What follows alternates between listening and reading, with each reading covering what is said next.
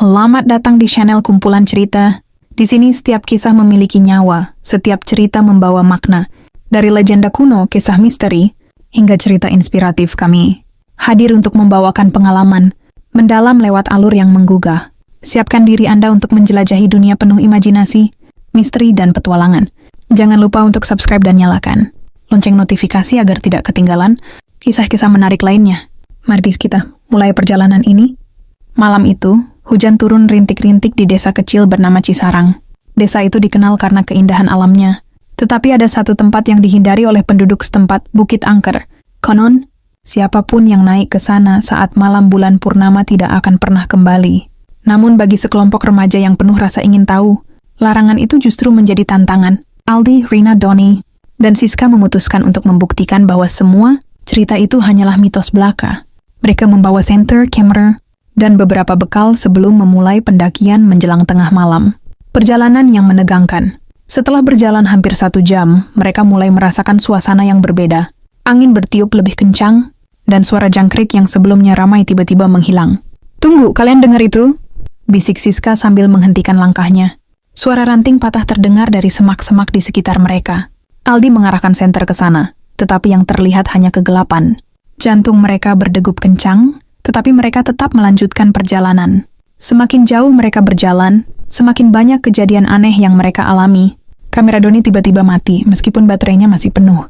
Rina merasa ada yang mengawasinya dari balik pepohonan.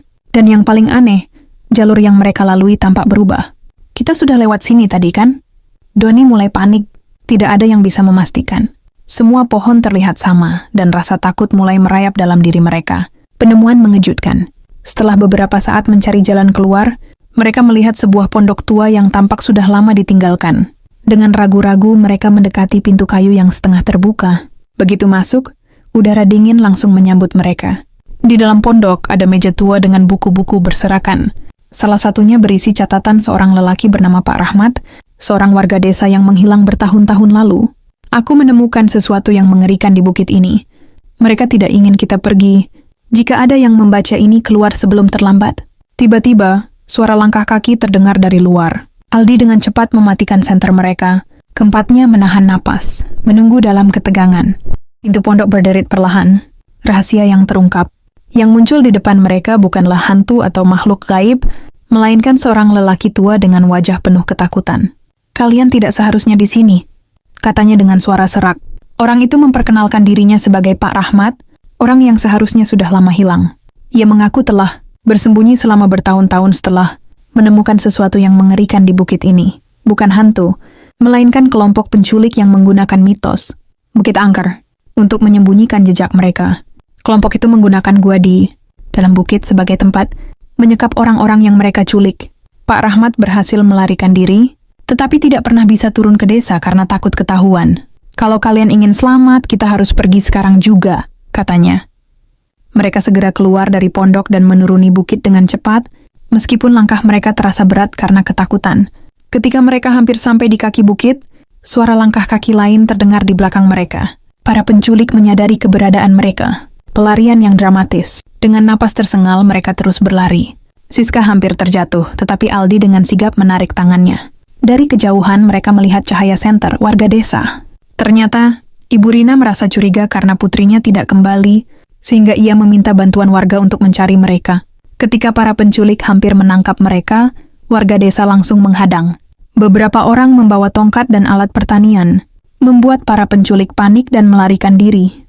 Namun beberapa berhasil ditangkap dan diserahkan ke pihak berwenang.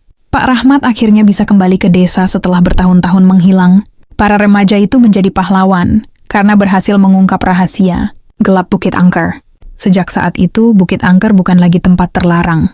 Kini, warga desa mulai menjelajahi kembali hutan dan bukit itu tanpa rasa takut.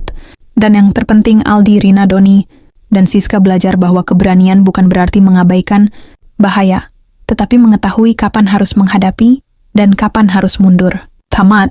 Dan itulah akhir dari kisah kita kali ini. Setiap cerita selalu punya pelajaran dan makna tersendiri, bukan? Kalau kamu suka dengan cerita ini, jangan lupa like, share, dan tinggalkan komentar di bawah. Jangan lupa juga untuk subscribe dan nyalakan lonceng notifikasi agar tidak ketinggalan kisah-kisah menarik lainnya. Sampai jumpa di cerita berikutnya. dan tetaplah menjelajah dunia penuh imajinasi. Terima kasih sudah menonton.